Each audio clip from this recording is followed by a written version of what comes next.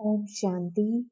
25 नवंबर 2022 के महावाक्य हैं, मीठे बच्चे, अवगुणों को निकाल साफ दिल बनो, सच्चाई और पवित्रता का गुण धारण करो तो सेवा में सफलता मिलती रहेगी। प्रश्न, तुम ब्राह्मण बच्चों की कर्मातीत अवस्था कब और कैसे बनेगी? उत्तर, जब लड़ाई का सामान पूरा तैयार हो जाएगा तब तुम सबकी कर्मातीत अवस्था नंबरवार बन जाएगी। अभी रेस चल रही है। कर्मातीत बनने के लिए पुरानी दुनिया से बुद्धि निकल जानी चाहिए। शिव बाबा जिनसे 21 जन्मों का वर्षा मिलता है, उनके सिवाय दूसरा कोई याद ना आए। पूरा पवित्र बनो। गीत मुखड़ा देख ले प्राणी। ओम शांति। जबकि बेहद का बाप बच्चों को मिला है और बच्चों ने पहचाना है, अब हरेक महसूस करते हैं कि हम कितना पाप आत्मा थे और कितना पुण्य आत्मा बन रहे हैं। जितना जितना श्रीमत पर चलेंगे उतना जरूर बाप को फॉलो करेंगे। बच्चों के आगे एक तो यह चित्र है और दिलवाड़ा मंदिर भी पूरा यादगार है। गीत भी गाते हैं दूर देश के, अब पराए देश पतित शरीर में आए हैं। बाप खुद कहते हैं यह पराया देश है। पराया किसका? रावण का। तुम भी पराए देश अथवा रावण राज्य में हो।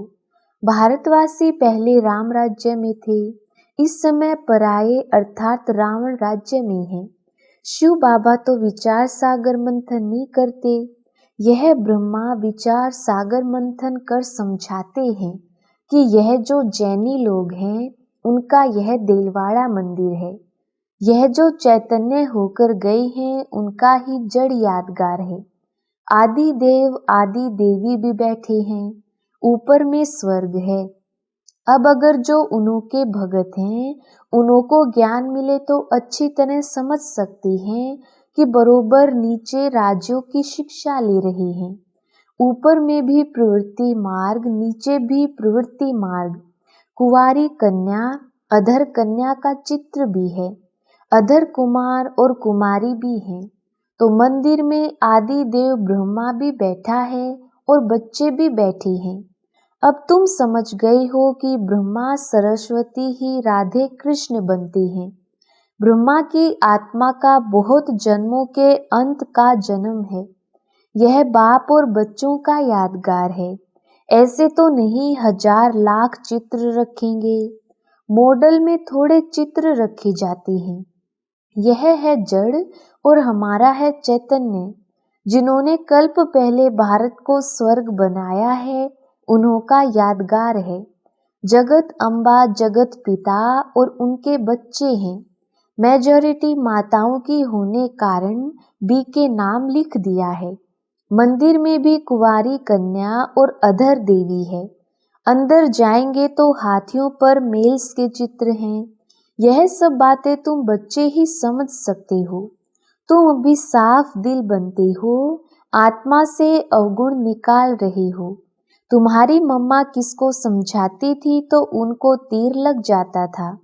उनमें सच्चाई पवित्रता थी भी कुमारी। मम्मा का नाम पहले आता है, पहले लक्ष्मी फिर नारायण।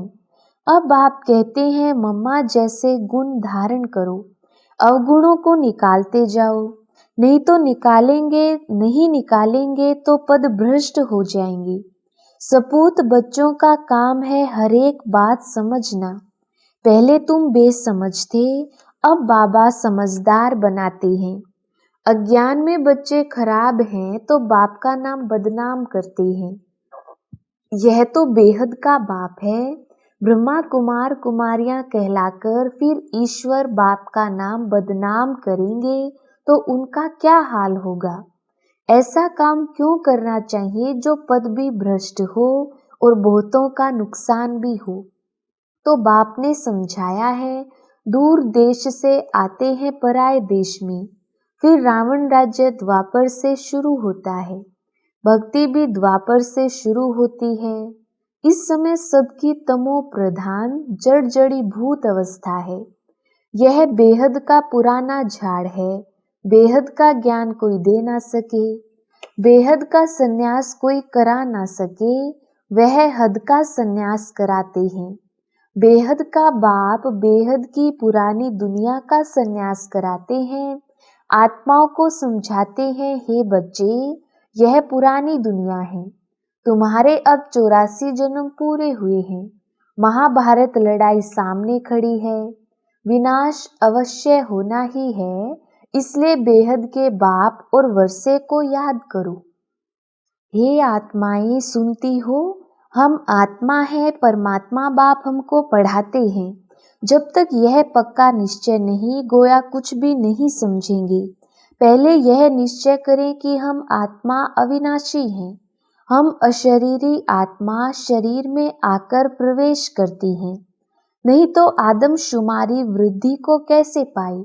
जैसे आत्माएं परमधाम से आकर शरीर में प्रवेश करती हैं, वैसे परमपिता परमात्मा भी इस शरीर में प्रवेश कर कहते हैं, तुम हमारे बच्चे हो, तुम मुझ सागर के बच्चे जलकर खाक हो गए हो। अब मैं आया हूँ तुमको पावन बनाकर वापिस घर ले जाने के लिए। जो विकार में जास्ती जाते हैं उनको ही पतित भ्रष्टाचारी कहा जाता है। यह सारी दुनिया ही विकारी है, इसलिए ड्रामा प्लान अनुसार मैं रावण के देश में आया हूँ। 5000 वर्ष पहले भी आया था। हर कल्प आता हूँ और आता भी हूँ संगम युगे। बच्चों को मुक्ति जीवन मुक्ति देने आता हूँ। सतयुग में है जीवन मुक्ति, बाकी सब मुक्ति में रहते हैं। तो भी इतनी सब जो आत्माएं हैं उनको ले कौन जाएगा। बाप को ही लिबरेटर और गाइड कहा जाता है। बाप ही आकर भक्तों को भक्ति का फल देते हैं। तुम ही पुजारी से पूज्य बनते हो। बाबा कोई और तकलीफ नहीं देते। देलवाड़ा मंदिर में चित्र बरोबर ठीक है। बच्चे योग में बैठे हैं, उनको शिक्षा देने वाला कौन है। परम पिता परमात्मा का भी चित्र है। शिव बाबा ब्रह्मा द्वारा सतयुग की स्थापना कर रहे हैं। यहाँ भी चित्र में देखो, झाड़ के नीचे तपस्या कर रहे हैं। ब्रह्मा सरस्वती की भी माँ हो गई। गाया भी जाता है तो मैं माताश्च पिता, निराकार को कैसे कह सकती। उसमें इसने प्रवेश किया है तो यह माता बनी ना। सन्यासी तो निर्वृत्ति मार्ग वाले हैं, अपने मुख से कहते हैं कि यह हमारे फॉलोअर्स हैं। वे कहते हैं हम फॉलोअर्स हैं। यहाँ तो माता पिता दोनों हैं, इसलिए कहते हैं तो में माताश्च पिता, बंधु भी हैं। जिसमें प्रवेश करते हैं वह भी पढ़ते रहते हैं तो सखा भी बन जाते हैं। शिव बाबा कहते हैं मैंने ब्रह्मा द्वारा एडॉप्ट किया है। तुम राजयोग सीख रहे हो। शिव बाबा को अपना शरीर तो है नहीं। वह मंदिर में लिंग रखा है। देलवाड़ा का अर्थ कोई समझ ना सके। अधर कुमार कुंवारी कन्या भी है। सिखलाने वाले शिव का भी चित्र है। स्वर्ग का मालिक बनाने वाला जरूर उस्ताद चाहिए। वहाँ श्री कृष्ण की बात नहीं।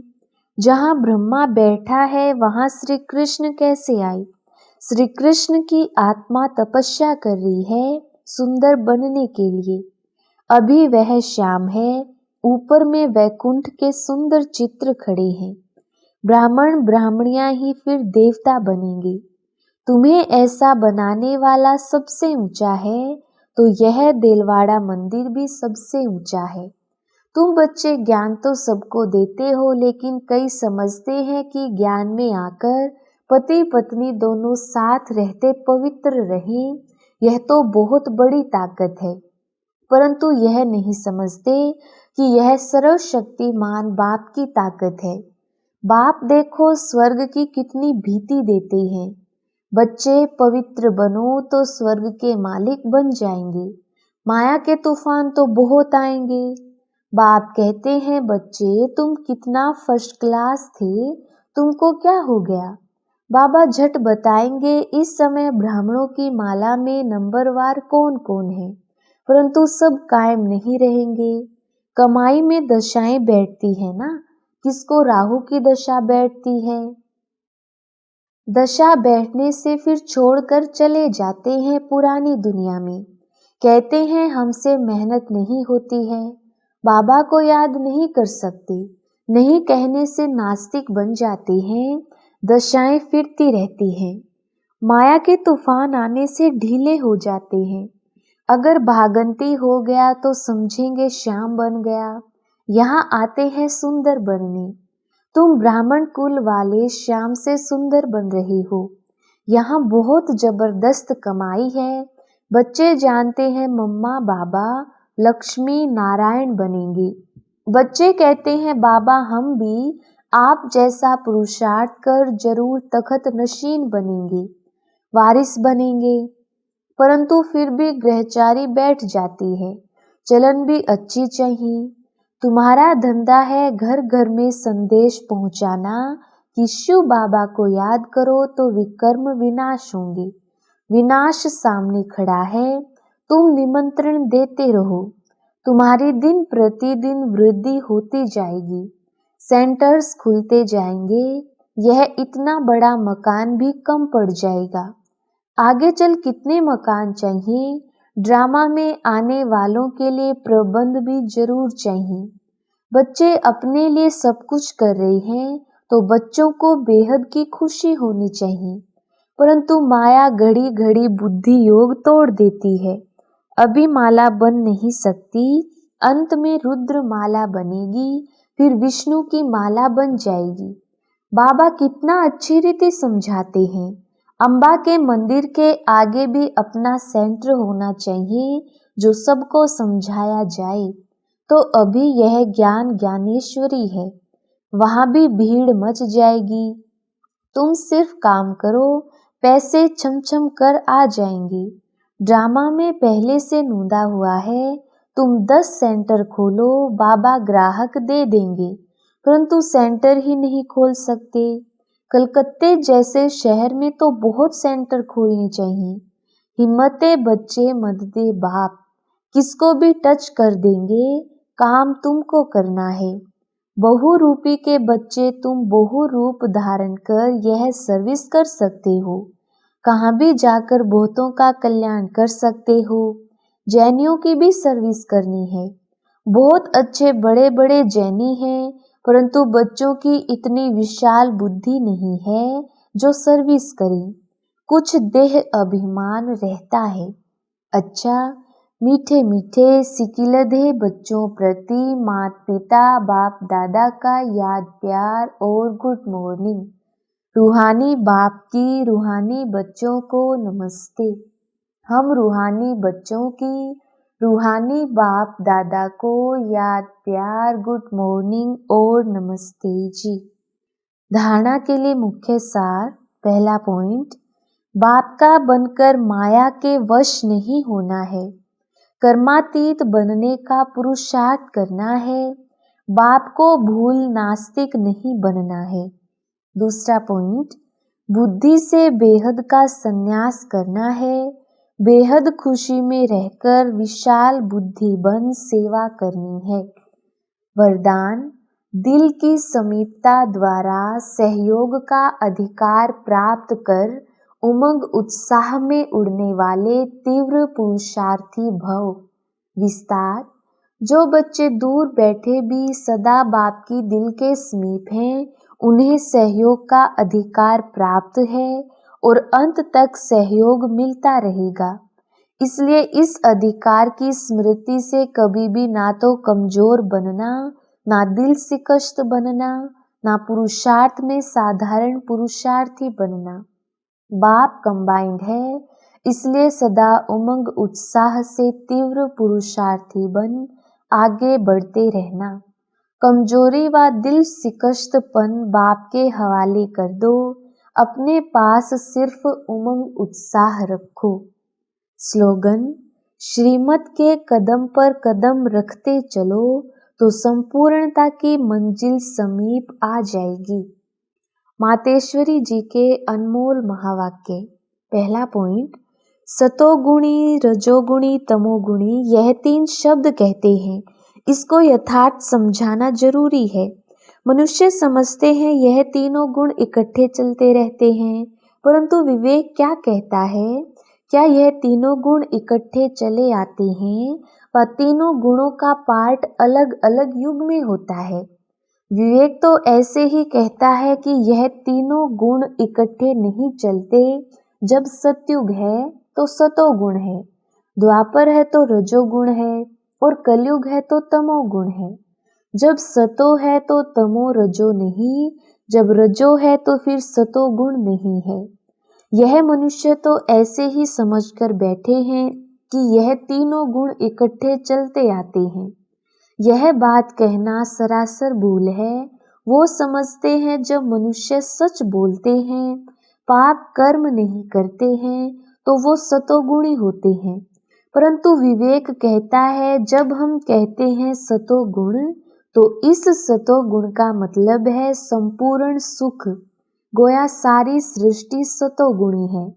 बाकी ऐसे नहीं कि जो सच बोलता है वो सतोगुणी है और जो झूठ बोलता है वो कलयुगी तमोगुणी है। ऐसे ही दुनिया चलती आती है। अब जब हम सत्युग कहते हैं तो इसका मतलब है सारी सृष्टि पर सतो गुण सतो प्रधान चाहिए। हाँ, कोई समय ऐसा सत्युग था जहाँ सारा संसार सतोगुणी था। अब वो सतयुग नहीं है, अभी तो है कलयुगी दुनिया, गोया सारी सृष्टि पर तमो प्रधानता का राज्य है। इस तमोगुणी समय पर फिर सतोगुण कहाँ से आया? अब है घोर अंधियारा, जिसको ब्रह्मा की रात कहते हैं। ब्रह्मा का दिन सतयुग और ब्रह्मा की रात कलयुग, तो हम दोनों को मिला नहीं सकते। दूसरा पॉइंट, इस कलयुगी संसार को असार संसार क्यों कहते हैं? क्योंकि इस दुनिया में कोई सार नहीं है, माना कोई भी वस्तु में वो ताकत नहीं रही, अर्थात सुख शांति पवित्रता नहीं है जो इस सृष्टि पर कोई समय सुख शांति पवित्रता थी। अब वो ताकत नहीं है क्योंकि इस सृष्टि में 5 भूतों की प्रवेशता है, इसलिए इस सृष्टि को भय का सागर कहते हैं अथवा कर्म बंधन का सागर कहते हैं। इसलिए ही मनुष्य दुखी हो परमात्मा को पुकार रहे हैं, परमात्मा हमको भव सागर से पार करो। इससे सिद्ध है कि जरूर कोई अभय अर्थात निर्भयता का भी संसार है जिसमें चलना चाहते हैं। इसलिए इस संसार को पाप का सागर कहते हैं, जिससे पार अथवा पुण्य आत्मा वाली दुनिया में चलना चाहते हैं। तो दुनियाएं 2 हैं, एक सतयुगी सार वाली दुनिया, दूसरी है कलयुगी असार की दुनिया। दोनों दुनियाएं इस सृष्टि पर होती हैं। अच्छा, ओम शांति।